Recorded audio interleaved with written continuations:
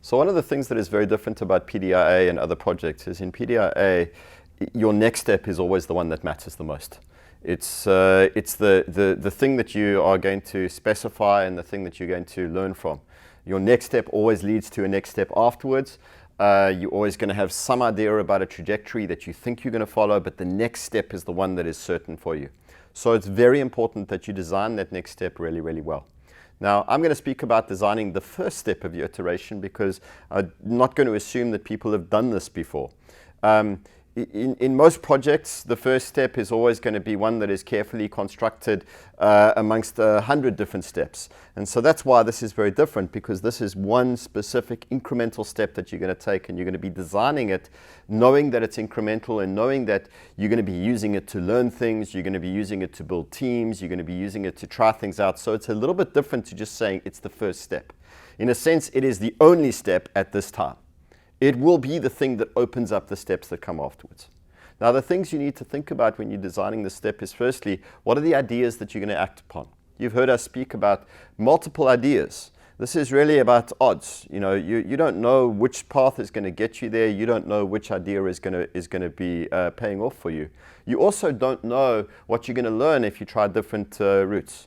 So you need to be thinking in your first iteration, how many ideas do I try? Do I try 2 or 3 different teams with 2 or 3 different ideas because I think I'm going to learn different things from them? Can I afford that, or am I just locked into one?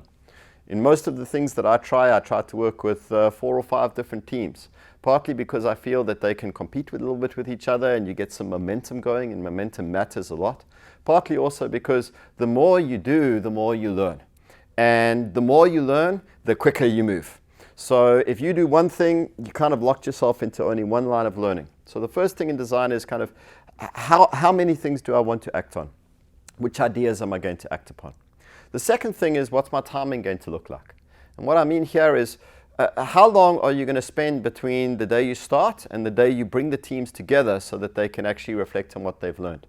When I do the first iterations, I tend to try and make them really, really quick. Now, what do I mean by that? If I'm in country and I'm working with the team, the first iteration sometimes can be a matter of hours. Sometimes we'll work with the team and say, what's the first step? And they'll say, the first step is we need to get data. And I'll say, well, let's go and get the data. And they'll say, see you in 3 months. And I say, why do you need 3 months? Let's reconvene in 2 hours. And they say, but we can't get the data in 2 hours. And I say, well, if we can't get the data in 2 hours, then that's an incredibly interesting thing for us to learn about, because in a lot of places you could. So if you can't, then we sit back and we say, why couldn't we get it in 2 hours? You may do it for a day, you may do it for 2 days, you may do it for 3 days. I would never leave the first iteration beyond a week.